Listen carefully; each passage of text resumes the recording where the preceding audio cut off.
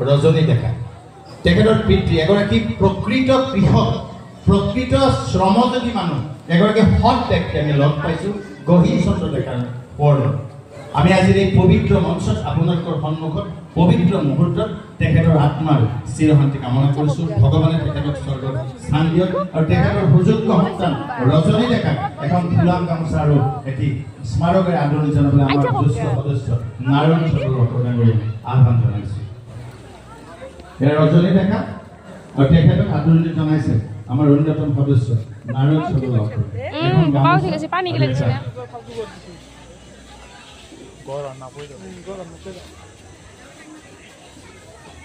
আমি দাতাসকলক আন্তৰিক ধন্যবাদ জ্ঞাপন কৰিছোঁ লগে লগে মই একেলগে হেমেন্দাৰ কথাখিনি আমি মন দি শুনিব লাগিব গতিকে আমাৰ মাজত দুগৰাকী সন্মানীয় বিচাৰক আছে তেখেতসকলক আমি আদৰণি জনাওঁ এগৰাকী হৈছে পুলক কলিতা এগৰাকী দীনেশ কলিতা দুয়ো সংস্কৃতিৰ লগতে বেছি সময় কটা দীনেশ দা আচলতে খুব ভাল সময়টো দীনেশ দা ল'ৰাটোৱে এটা চাকৰি পালে মই পুলক কলিতাৰ ওচৰত কামনা কৰিছোঁ দুগৰাকীয়ে এটা হাত চাবলৈ দীনেশ দাৰ ল'ৰাটোৱে এই অসম চৰকাৰৰ নিকা যিটো চাকৰি এই চাকৰিটো দীনেশ দাৰ ল'ৰাটোৱে পালে বৰ ভাল কথা এটা দীনেশ দাই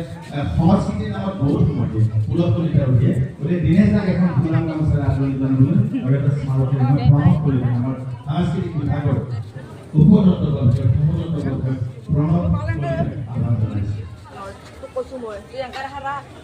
দীনেশ কলিতা আদৰণি জনাইছে স্মাৰক আৰু মানে আৰু আন এগৰাকী বিচাৰক পুলক কলিতা মই কৈছোঁ সংস্কৃতিয়ে যাৰ প্ৰাণ